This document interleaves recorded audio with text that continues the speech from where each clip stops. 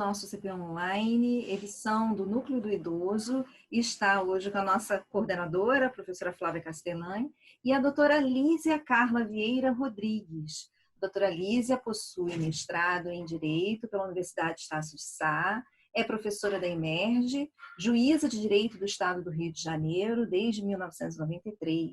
Possui experiência na área de Direito, com ênfase em Direito Privado.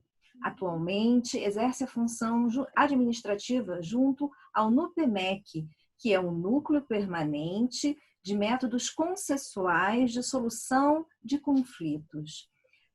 Também é coordenadora do SEJUSC, de Jacarepaguá, o Centro Judiciário de Soluções de Conflitos, e foca seus estudos atuais na área de mediação e conciliação. Também é membro permanente de métodos adequados de solução de conflitos da Emerge. Eu vou passar a palavra para a professora Flávia Castellani, que vai dar continuidade ao nosso encontro especial hoje com a doutora Lísia. Obrigada. Olá, doutora Lísia. Olá, Kátia. Doutora Lísia, é uma alegria imensa recebê-la no Núcleo de Atendimento ao Idoso da UCP. Nesse momento, de forma virtual, né? Tendo em conta o isolamento social que nos foi imposto. A doutora Lísia é muito importante na construção do Núcleo de Atendimento ao Idoso da Universidade Católica de Petrópolis.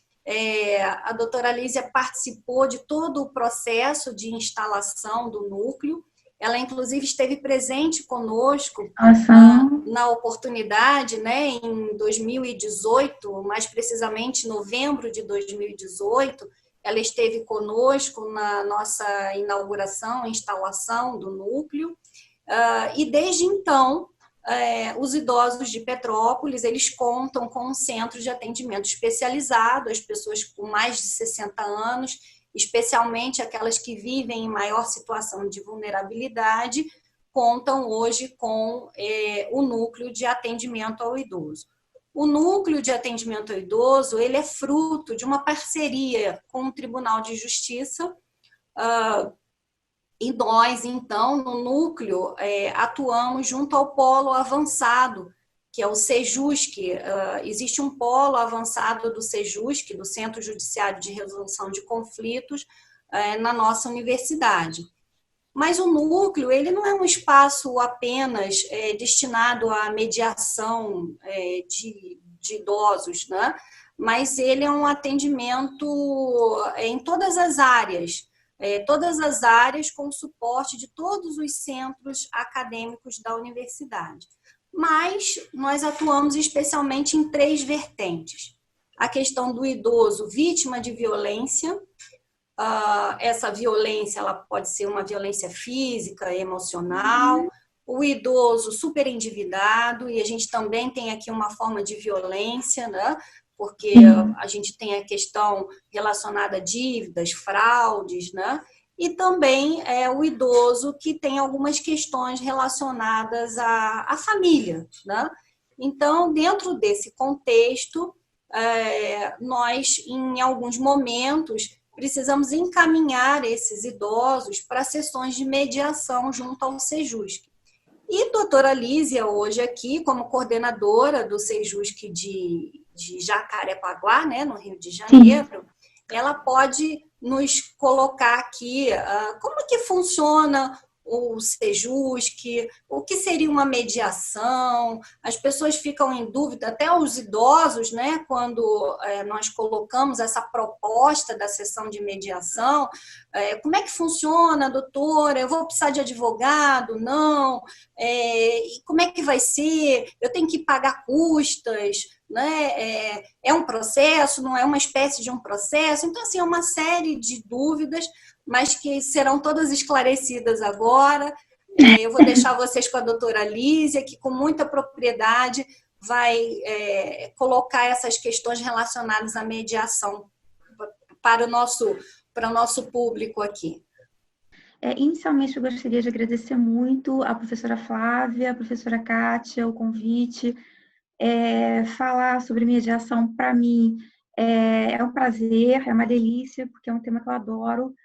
E, particularmente em relação ao Núcleo de Petrópolis, eu me sinto meio mãe desse núcleo, porque eu participei de todas as etapas de criação do Núcleo do Idoso, da Central do Idoso de Petrópolis. Isso já começou, na verdade, numa visita que eu fiz lá em Brasília. Lá existe um centro do Poder Judiciário do Distrito Federal, um centro muito bem estruturado, e é um sonho que eu ainda alimento, de manter um centro nas mesmas proporções do centro de Brasília, no Tribunal de Justiça do Rio.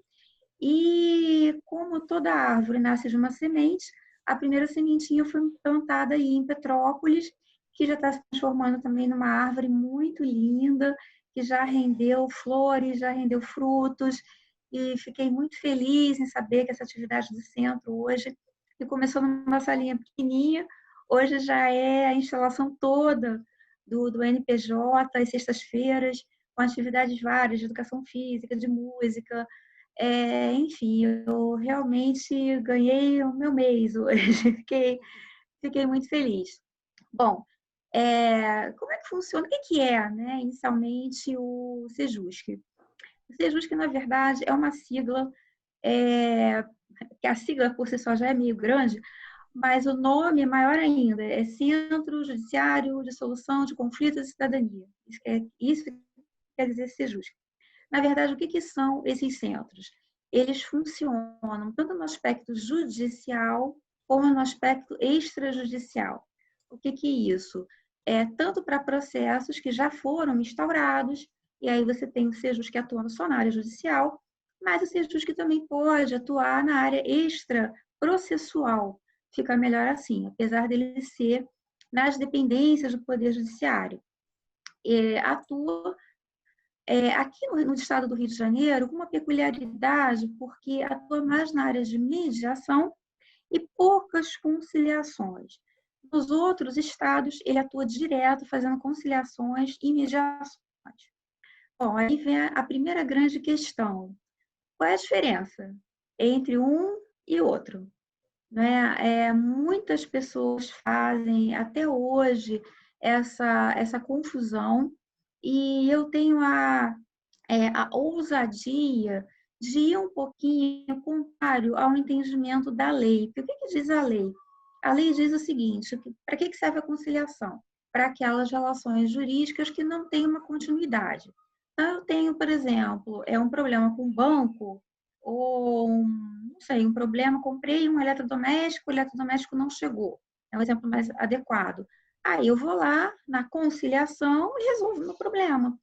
Porque, na realidade, se eu comprei em um lugar e deu errado, eu acredito que eu não vou comprar no mesmo lugar, porque a tendência de dar errado de novo é grande. Então, essa seria uma questão para a conciliação.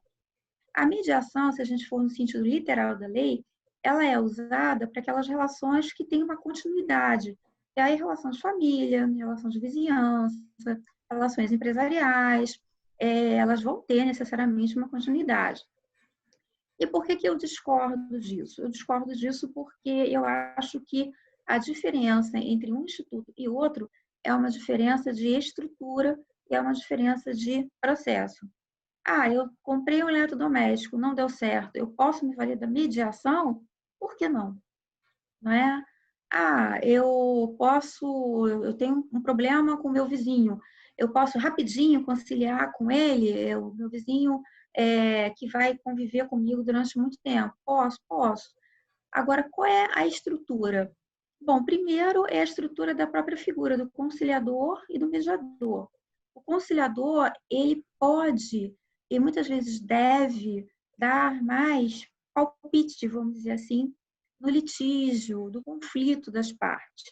Ele pode se envolver um pouco mais. O processo de mediação, ele é um processo um pouco mais profundo. E o mediador, o bom mediador, ele leva as partes a resolver o conflito que elas estão colocando ali na mesa. Então, o mediador, ele direciona para a solução do conflito. Já o conciliador, ele já vai mais diretamente opinando sobre a solução do conflito. A conciliação, ela tende a ser mais rápida, Não porque os problemas sejam mais fáceis, mas porque o conciliador tem primeiro problema, vários processos para ele fazer a conciliação, então ele não pode, muitas vezes, penetrar profundamente naquele conflito. Ele vai ali usar algumas técnicas, deu certo, tudo bem, não deu certo, vamos lá, vamos continuar com aquele litígio. A mediação é mais profunda, ela é feita por fases. Inicialmente, o mediador ele apresenta as características do processo de mediação para as partes, esclarecendo que o processo é voluntário, que o mediador ele é um terceiro absolutamente imparcial, que as partes, na medida em que elas quiserem, elas continuam ou não no processo de mediação, cada uma vai ter o seu momento de fala. Então, esse é o primeiro esclarecimento que o mediador vai fazer na chamada sessão de abertura, o que a conciliação já não tem.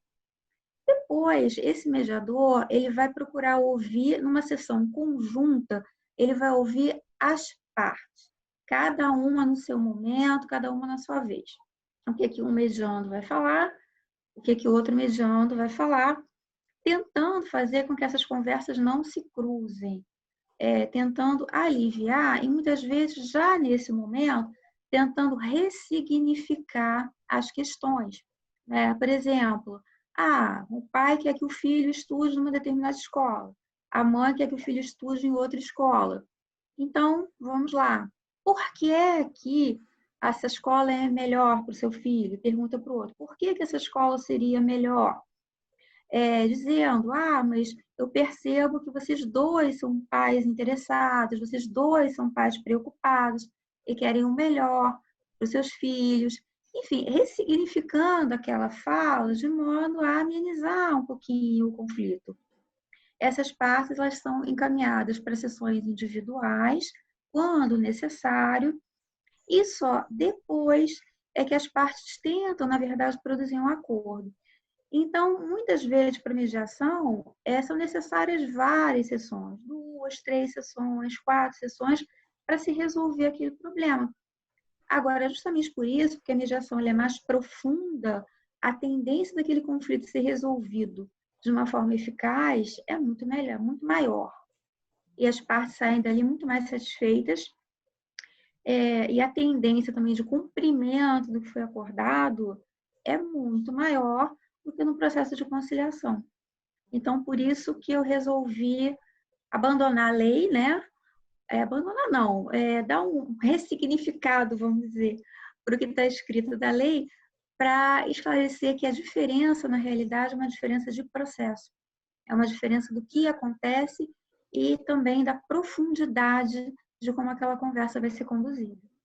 Doutora Lísia, a senhora comentou que, na verdade, então, essa sessão de mediação, e aí nós não temos uma audiência, na verdade, nós temos uma sessão de mediação. Isso. Ela na verdade, eu tenho um mediador, né? Sim. E esse mediador, a senhora disse que ele lança mão de várias técnicas, né?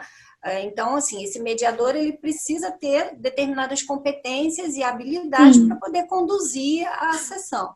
A senhora pode declinar, enfim, falar um pouquinho quais seriam essas técnicas, né? Como que esse mediador ele pode trabalhar nessa sessão? Sim, veja só. Primeiro fator importante que eu acho quem é que pode ser mediador?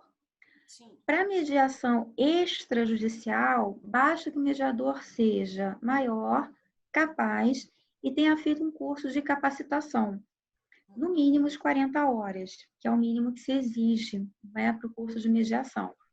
Então, a mediação extrajudicial ela funciona preferencialmente nas câmaras de mediação privadas e o mediador também particular, o mediador privado, ele pode trabalhar no seu próprio escritório de mediação. Não tem problema nenhum. Precisa necessariamente ter uma formação jurídica? Não. Ele tem que ser capacitado em mediação. Bom, o mediador judicial, ele também não precisa ter uma formação jurídica, não precisa ser advogado, embora, claro, que se ele vai atuar numa questão jurídica, numa questão, por exemplo, de direito de família, é interessante que ele se intere das questões que possivelmente vão ser abordadas naquela sessão de mediação. Da mesma forma, o direito empresarial, se ele vai fazer uma mediação empresarial, é interessante que ele tenha conhecimentos de direito empresarial, de gestão de negócios, para facilitar, inclusive, o entendimento das partes, o diálogo entre as partes. O mediador judicial tem que ser maior, capaz, e ele tem que ser formado em qualquer curso de graduação por um período superior a 2 anos e tem que fazer a capacitação que é exigida pelo Conselho Nacional de Justiça. Ou seja, um curso de 40 horas, no mínimo, 40 horas teóricas e 60 horas de prática, das quais 20 serão de observação e 40 já atuando como mediador. Cumprindo todos esses requisitos, ele pode ser, então, pode ser um mediador judicial. A primeira característica que eu acho que o mediador tem que ter, ele tem que ter perfil de mediador. Então, consequentemente, aquelas pessoas que têm o chamado pavio curto já estão automaticamente eliminadas, né? Porque se você lida mal com o seu conflito, com o conflito dos outros, como é que você vai, né? Intermediar uma situação de, por natureza, conflitiva. Então, as pessoas têm que ter perfil para isso. E dentre esse perfil, naturalmente, as pessoas têm que ter paciência. Muita paciência para poder extrair das pessoas o que elas têm de melhor e mudar o foco. Ao invés de focar no conflito, focar na solução. Essa que é a grande dificuldade, né? Mudar o olhar das pessoas. E, é claro, existem técnicas. A técnica de Harvard, ela pode ser usada tanto para conciliação, como para mediação, como para negociação, né? E ela consiste em algo que aparentemente é básico e fácil, mas que na realidade não é nada básico e não é nada fácil. Então, a primeira regra é separar as pessoas do conflito. Na verdade, isso, as pessoas do problema, né, para ser mais técnica. Mais técnica. Às vezes, a gente confunde. Então, se a gente está numa briga de vizinho, por exemplo, a gente tende a achar, porque nós somos humanos, né, que a gente faz o julgamento pelas pessoas que estão ali, pela personalidade daquelas pessoas que estão litigando. E, na realidade, a gente tem que focar no que elas estão tentando resolver. Quer dizer, na verdade, a gente tem que focar no problema e não nas pessoas, né? Sempre tem aquela pessoa que é mais ponderada, aquela pessoa que é mais agressiva. A gente tem que abstrair um pouco dessa situação. Depois, a senhora abordou, sem querer interromper, a questão da observação, né? Eu sei que existe a questão do sistema representacional. Isso, exatamente. Porque acho que todos aqui já ouviram dizer que o corpo fala, né? Sim, então, sim. O mediador, ele também lança a mão dessa técnica, né? Ele observa muito os mediandos, né? A senhora pode complementar essa questão?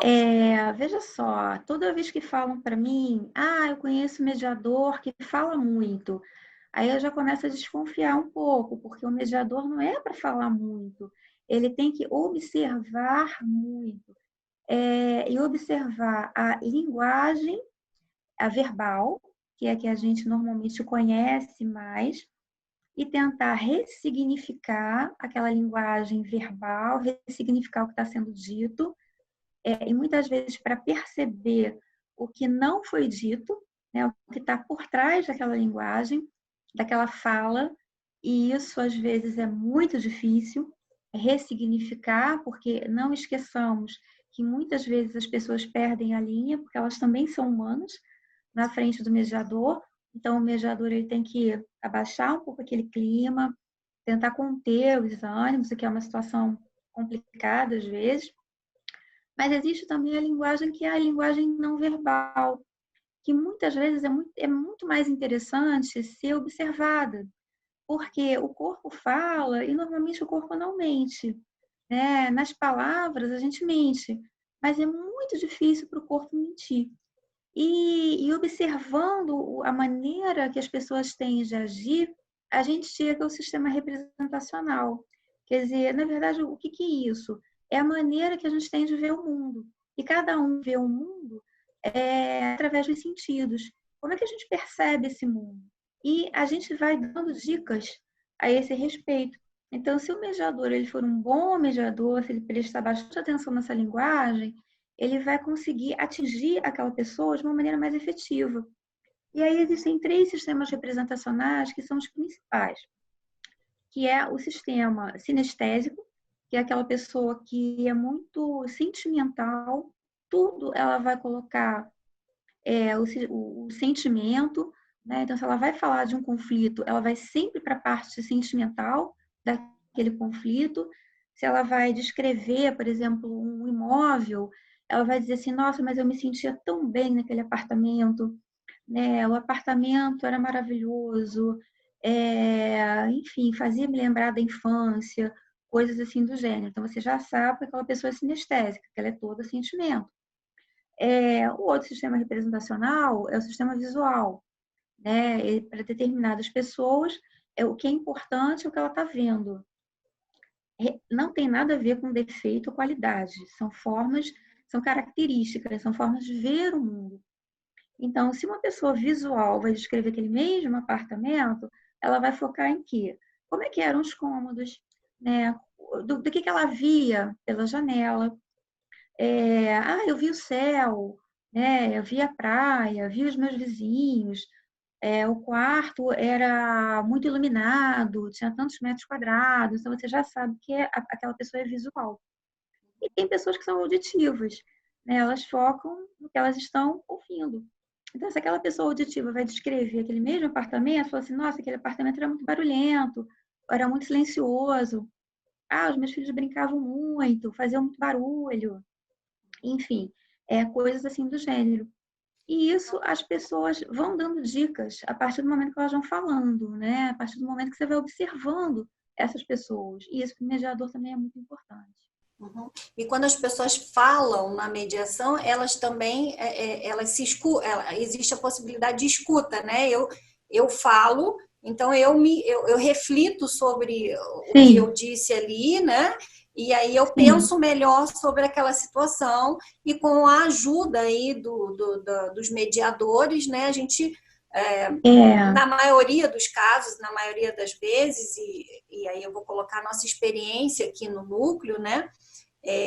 Quando a senhora coloca aí, né, a questão do sistema representacional, né, os idosos que passam pelas sessões de mediação, a gente consegue perceber claramente, né, essa questão, né, claramente, se ele é mais visual, se existe a questão do auditivo, né, e a gente consegue ir conduzindo esse processo. Mas, no nosso caso aqui no núcleo, como eu dizia, a gente trabalha com essas 3 formas, né, de violência, né, que seria a violência doméstica, a violência emocional, né, a questão do abandono, a violência patrimonial, né, a violência financeira.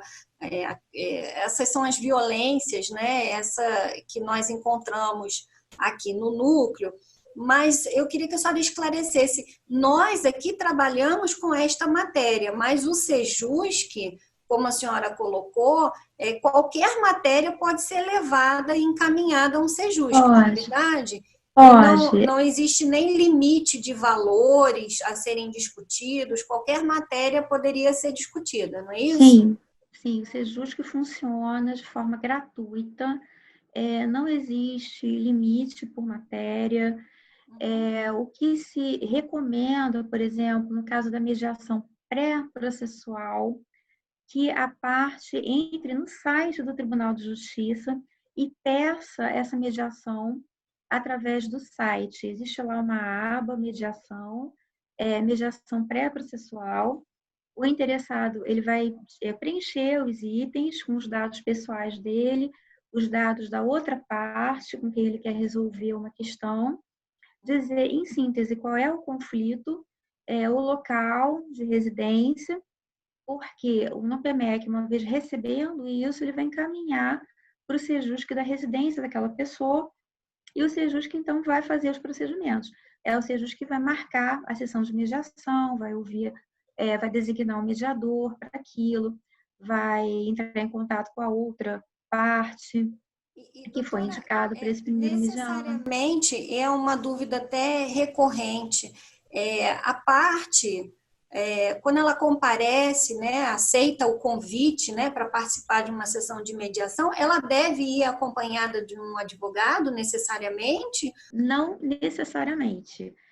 O CNJ, se eu não me engano, no ano passado, ele se posicionou no sentido da não obrigatoriedade do advogado ou do defensor público na sessão de mediação. Agora, a gente não pode esquecer que o advogado ele é essencial à administração da justiça. Então, apesar de não haver uma obrigatoriedade, eu acho que a parte vai se sentir melhor, especialmente se o problema que ela estiver resolvendo for um problema de natureza jurídica. Ela vai se sentir mais amparada na resolução daquelas questões. Agora, não existe obrigatoriedade de forma alguma. Só uma observação, antes até da gente prosseguir, na verdade, não existem só os sejusques que fazem mediação. Existem as câmaras privadas, que, claro, são prestadoras de serviço, aí no caso, serviços remunerados, mas que as partes também podem se valer do serviço de uma câmara de mediação. Existem várias. Em Petrópolis, eu não sei se existe ainda uma câmara de mediação credenciada, Sim. Mas aqui no Rio existem várias. No centro da cidade, várias. Em Jacarepaguá, tem 2 ou 3 também funcionando. E aí as partes podem comparecer e resolver também as suas questões nas câmaras privadas, que estarão bem resolvidos, porque eles podem ser homologados pelo juiz. Ou não, vai depender aí do interesse das partes. Agora, perfeito. Agora, com relação à senhora, enquanto coordenadora do Sejusc, nos trouxe esses esclarecimentos. Mas a senhora é juíza, né, de direito, e a sua atividade jurisdicional e a mediação, como é que é essa interseção? A mediação lhe ajuda enquanto juíza, né? Nesse sentido, a senhora acha que contribuiu? O que a senhora entende dessa... Como é que funciona essa questão aí, exatamente essa interseção das atividades? Veja só, eu comecei a entrevista falando que a mediação para mim é uma delícia, né? E é mesmo. O grande problema é que, infelizmente, o grande problema para mim, no caso, né? Que gosta de mediação, é que o tempo da gente é muito reduzido. Cada processo é um conflito. Às vezes, no meu tempinho lá, pouco que eu tenho, eu consigo conversar com aquelas pessoas, e eu particularmente gosto de conversar com as partes. Eu converso com aquelas pessoas e consigo uma solução favorável naquele momento. Mas, às vezes, não dá tempo. Quando o conflito, muitas vezes, é muito profundo, eu não tenho tempo. Mas, mesmo assim, eu sempre vejo alguma coisa que a mediação me trouxe. Então, com a mediação, eu aprendi a ouvir melhor as partes, a fazer uma leitura melhor daquele conflito, a tentar buscar mais os interesses das partes, quer dizer, por que elas estão ali, e não, na verdade, o que me chegou, o que as partes falaram no processo, mas efetivamente por que elas chegaram até aquele conflito, o que às vezes é muito importante para uma solução mais eficaz, e a partir disso tentar chegar a uma solução. Tentar buscar primeiro aquilo que é mais tranquilo para elas. Então, vamos imaginar uma lide de família, que eu não trabalho, sou juíza de vara civil, mas uma lide de família, vamos dizer, o que é mais fácil? Ter um acordo sobre a escola dos filhos. Então, a gente começa por aí, pela escola. E assim... Eu tenho notícia, até porque tive a oportunidade de assistir algumas palestras suas na Emerge, e eu queria que a senhora compartilhasse aqui, né, como a senhora diz, existem conflitos que são mais profundos e a senhora precisa de um tempo maior, né? Outros nem tanto, mas tem algumas questões inusitadas, né? Eu me lembro que a senhora contou numa palestra uma situação por exemplo, um processo de reintegração de posse de anos, mas teve uma situação de um coelho, não é verdade? Foi. Compartilha com a gente, assim, alguma situação inusitada, enfim, algum conflito que... Essa história do coelho, ela me tomou um tempo danado. Foram quase 2 horas discutindo o banho de sol do coelho. Mas é verdade. É porque era o seguinte, era um dia que eu tinha muito tempo, então não tinha pressa nenhuma. E o que aconteceu? Era uma vila, e nessa vila, ao contrário da maioria das vilas, a parte comum não era a parte da frente, era a parte dos fundos. Então, eram várias casinhas e você tinha aquele quadrado no fundo, que era a parte comum. Então, o litígio ali, a briga, era que uma determinada vizinha tinha um coelho, o coelho imenso, enorme, ela mandou a foto lá do coelho. Eu confesso que eu nem sabia que o coelho chegava àquele tamanho todo, era realmente um coelhão. E justamente porque ele era grande, ela colocou uma tábua assim na porta da entrada dela, mas porque ele era muito grande, ele passava, ele pulava aquela tábua. E o engraçado é porque eram 4 ou 5 casas naquela vila, mas ele adotou, escolheu a casa dessa senhora, né? Então ele pulava a tábua e ia para lá, né? O conflito já estava instalado, né? Já, porque a outra senhora não gostava de bicho, não gostava de coelho, não gostava de nada. Ela estava no direito dela, né, de querer o sossego da casa dela, né? E tinha uma outra questão também da servente, que quando varria, jogava poeira para a casa dela, enfim. E aí a gente ficou discutindo, quer dizer, quando é que solta o coelho, quando é que prende o coelho, qual o tamanho da tábua. E era uma coisa assim constante, porque a dona do coelho soltava o coelho nessa área comum todos os dias. Então, depois de muita conversa, quase 2 horas de conversa, chegou-se a uma conclusão que ela ia soltar o coelho às segundas, quartas e sextas, né? Num determinado horário, agora eu não lembro se era de manhã ou à tarde, mas o coelho tinha hora para ele tomar banho de sol. E a outra, por sua vez, se comprometeu a colocar uma tábua um pouco maior, de forma que ele não pulasse, porque também tinha uma outra questão, ela não queria fechar a porta dela toda, ela gostava, a casa tinha janela, tinha tudo, mas ela gostava do vento que entrava por aquela porta. Então, tinha aqui, pasme, é verdade. Aí a tábua não podia também ser tão grande assim que impedisse essa circulação. Então, isso rendeu bastante, rendeu quase 2 horas de conversa. Mas dizer, o importante é que esse conflito foi dirimido. Foi. Com certeza, né? Estabelecendo essas regras, né? Ainda que do banho de sol, né? Para o coelhinho, né? Na verdade, esse conflito que existia ali na vizinhança, ele acabou, né? Ele foi solucionado. Então, assim, a gente conseguiu, né, que aqueles vizinhos ou retornassem, vamos colocar dessa forma, né, a viver de forma pacífica, né, sem conflito, não é mesmo, doutora? Isso. Enfim, mas a gente já vai se encaminhando aqui para o final da nossa entrevista, né? E já com um gostinho de quero mais, né? Porque com certeza a doutora Lísia vai retornar, né? Para que a gente possa continuar conversando sobre essa questão da mediação, trocando experiências, né? Mas, doutora Lísia, a gente pode concluir que o que a gente espera? Uma justiça rápida, acessível, efetiva, né? É isso que o judiciário deseja, né? E o que a sociedade merece, né? Hoje nós estamos aqui justamente para despertar a conscientização dos idosos, né? De que eles são titulares de direitos e viabilizar o exercício desses direitos. Então, a sessão de mediação é um direito do idoso.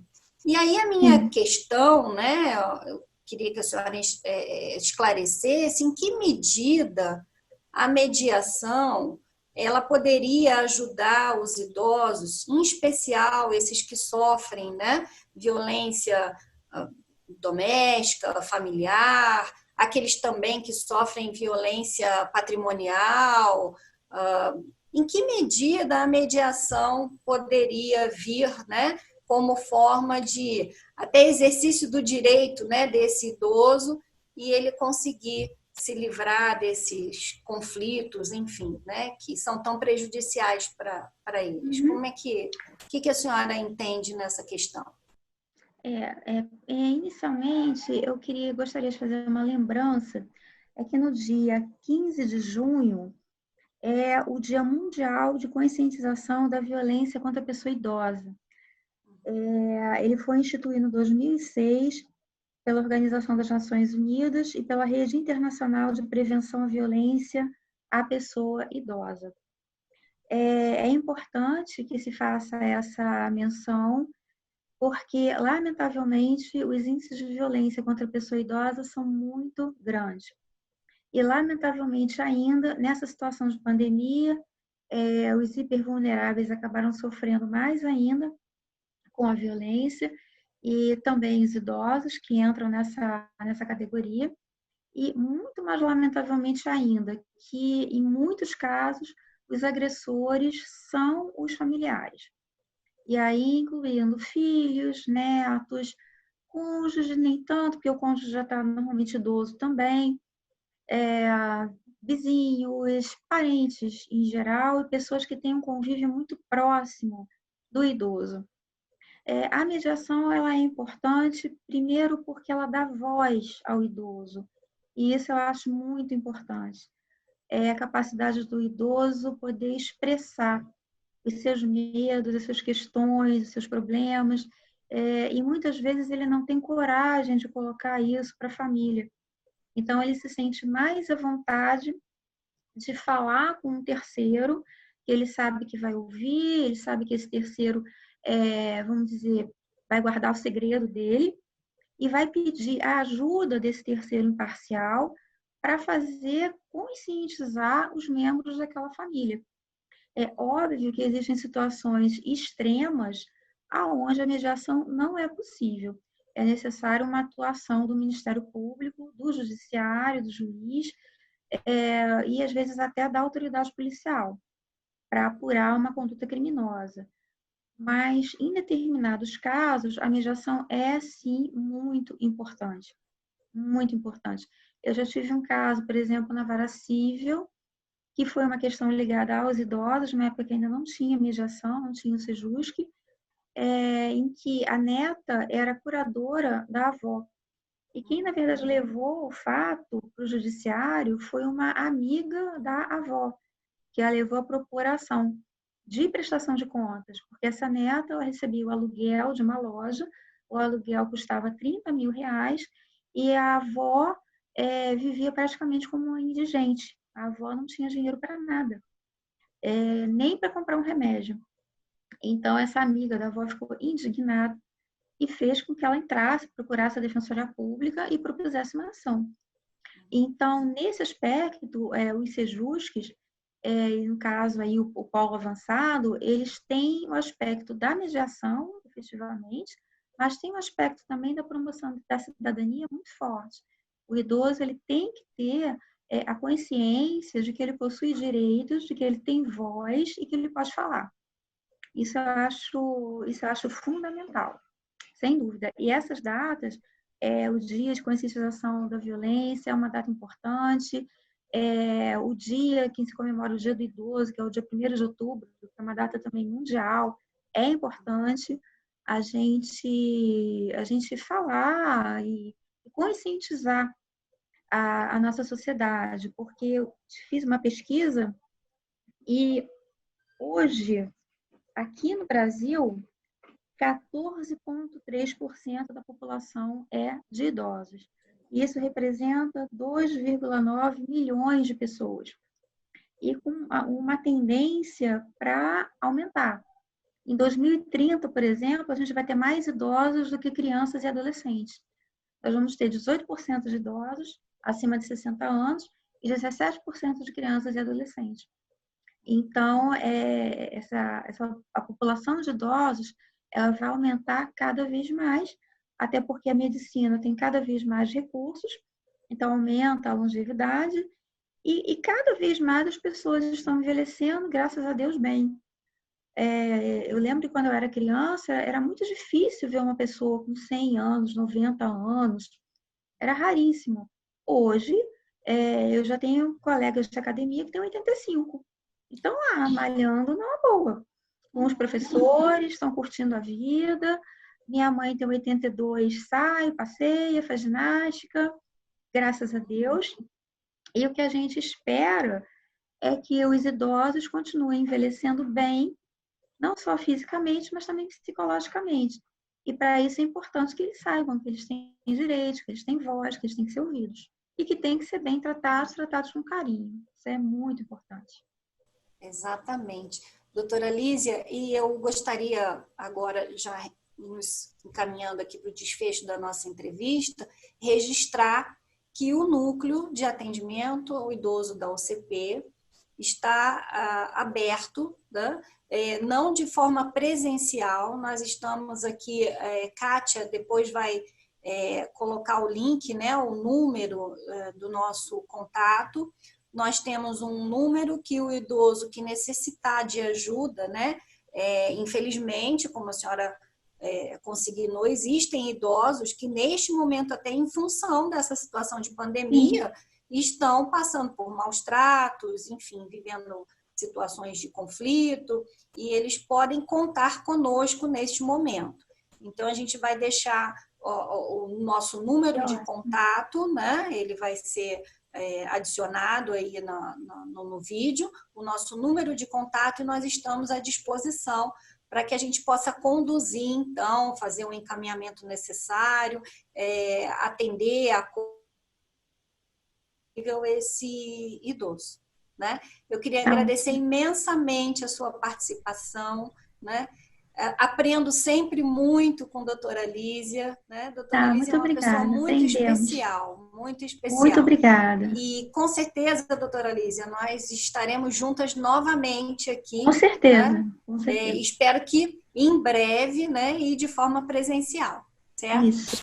Eu queria agradecer muito o convite, gostei muito. Espero ser convidada outras vezes, com certeza. Tá bom? Eu desejo muita saúde, eu acho que a gente precisa muito nesse momento, né?